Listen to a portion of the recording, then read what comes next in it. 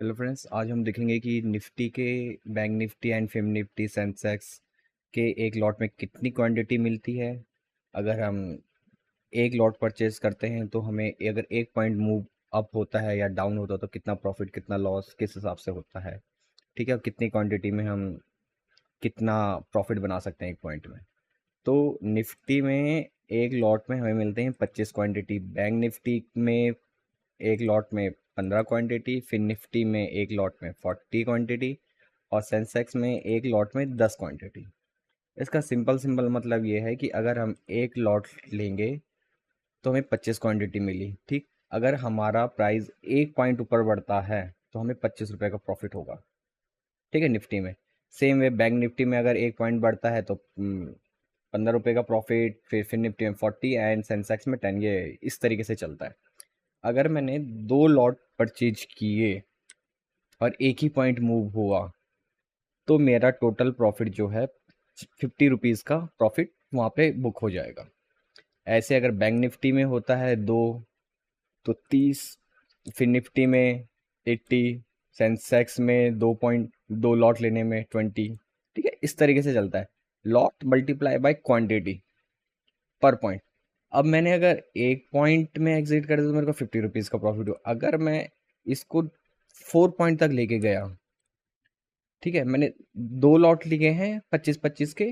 ठीक है, दो लॉट लिए और 4 पॉइंट तक मैं 4 पॉइंट में एग्जिट किया तो मेरे को 200 रुपीज़ का प्रॉफिट हो जाएगा। जो भी मेरी इन्वेस्टेड वैल्यू होगी उसमें मेरे को 200 रुपये का प्रॉफिट हो जाएगा। सपोज मेरी इन्वेस्टेड वैल्यू 2000 रुपीज़ है तो उसमें मेरा प्लस हो जाएगा 200 रुपीज़। और कौन से, जो मैंने यहाँ पे 4 पॉइंट के लिए अपने को वो जो चार चार 4 पॉइंट्स अपना वो किया प्रॉफिट किया उसके 200 पॉइंट्स मेरे पास यहाँ पे आ जाएंगे 200 रुपीज़। तो मेरा टोटल प्रॉफिट हो जाएगा। तो ये मीन्स 200 जो मैंने इन्वेस्ट किए प्लस 200 रुपीज़ जो मेरे को प्रॉफिट हुआ, 2200 रुपीज़ मेरा हो गया। ठीक है, सेम वे आपका बैंक निफ्टी में चलेगा, फिर निफ्टी सेंसेक्स कैलकुलेशन सबकी सेम है। वही अगर एक पॉइंट माइनस होता है तो क्या होगा, 25 मीन जैसे अगर 25 है तो इसमें आप वन माइनस कर वो 1 पॉइंट के 25 क्वांटिटीज माइनस कर दीजिए 150। अगर एक एक और कम होता है तो इस तरीके से आपका वो माइनस होके कम हो जाएगा। ठीक है, तो सिंपल सा फंडा ये है कि भाई कि हमें इतने पॉइंट में इतने रुपए मिलते हैं, इतने इतने लॉट्स हैं तो इतने रुपए मिलेंगे। अगर ये बेसिकली स्कैल्पर से बहुत ज़्यादा प्रॉफिटेबल होता है। स्कैल्पर्स लोग क्या करते हैं, वो दो दो लॉट बाई नहीं करते हैं, वो सीधा कर देंगे 20 लॉट। ठीक है, अब मेरे पास 20 लॉट है, 25, मैं 2 पॉइंट खेलूंगा सीधा सीधा 1000 रुपये का प्रॉफिट आ जाएगा मेरे को। ठीक है, लेकिन जो मैंने 20 लॉट परचेज किए हैं उसकी मेरी जो फीस होगी वो भी तो अलग होगी ना। ठीक है, तो यहाँ पे रिस्क भी हाई होता है तो प्रॉफिट भी वही होता है। रिस्क है तो प्रॉफिट है। ठीक है, ये चीज़ भी यहाँ पे मैटर करती है। ठीक है, तो कभी भी ट्रेड करो तो आपका लॉस प्रॉफिट रिस्क सब हमको अपने आप ही मैनेज करना होता है। ठीक है, अब देखो मैंने अगर देखो वैल्यू में तो सब अच्छा लगता है कि भाई हाँ मैं 20 लॉट लॉट ले लेता हूँ, 2 पॉइंट खेलूंगा मेरे को 1000 रुपये मिल जाएंगे। ठीक है, अब क्या होता है कि हाँ भाई अब कोई देखेगा, यहाँ देखो 70, ये है 73। ठीक है, 73 में ये कैंडल बनी थी, ओपन हुई थी 73, 74, 75, 76। अगर किसी ने इसमें भी लिया होगा 76 में भी निकाल दिया होगा, अगर उसने 20 लॉट भी लिए होंगे तो उसे 1000 रुपये का प्रॉफिट ऐसे ही हो गया होगा। अगर उसने यहाँ पर से 76 से 76 3 पॉइंट्स उसने खेला है तो सीधा सीधा देखो 20 लॉट लेने पे 3 पॉइंट्स खेलने में उसको 1500 रुपये का प्रॉफिट हो गया। 5 मिनट में 1500 रुपये का प्रॉफिट भाई, देख रहे हो, ये चीज़ है, ये होती है। और यही जो स्कैल्पर्स होते हैं या जो बड़े बंदे खेलते हैं या जो बहुत ज़्यादा क्वांटिटी से खेलते हैं, देखो किसी ने 200 लॉट्स लिए होंगे, सीधा सीधा 5 मिनट में 15,000 रुपये बन गए बंदे के। लेकिन अगर ये कैंडल नीचे आ जाती तो उसको फिर उतना लॉस भी रहता अगर उसने एसएल नहीं लगाया होता। ठीक है, तो बस इसमें इस वीडियो में मेरे को खाली यही बताना था कि भाई निफ्टी, जो भी आपकी निफ्टी है, बैंक निफ्टी, फिन निफ्टी, सेंसेक्स या जो भी है, इनमें किस तरीके से हमारा प्राइस बढ़ता है और किस तरीके से प्राइस घटता है। ठीक है, कई बार क्योंकि जैसे जब हम स्टार्टिंग में रहते हैं तो हमें समझ में नहीं आता कि भाई हमें प्रॉफिट किस आइडिया से हो रहा है, किस तरीके से हो रहा है, क्योंकि एक कन्फ्यूजन रहता है। तो सिंपल सा है, लॉट मल्टीप्लाई बाय क्वांटिटी।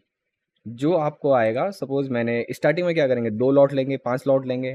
ठीक है, 2 लॉट, 2 लॉट्स मल्टीप्लाई क्वांटिटी 50, और मैंने जितने पॉइंट खेले, अगर मैंने 1 पॉइंट में एग्जिट किया तो मेरा तो जो भी मेरे 1 × 50 तो 50 रुपीज़ हो गया, प्लस हो जाएगा। लेकिन 50 रुपीज़ क्या है, 50 रुपीज़ तो मैं बोलूँगा कि भाई उनकी ब्रोकरेज चार्ज में ही कट जाता है। लाइक 20 उसकी स्टैम्प ड्यूटी हो गई, 20 फिर उसकी स्टैम्प मतलब सेल करने की स्टैम्प ड्यूटी पड़ती है, बाकी जीएसटी वगैरह लगे 50 to 60 रुपीज़ तो ऐसे डिडक्ट हो जाते हैं।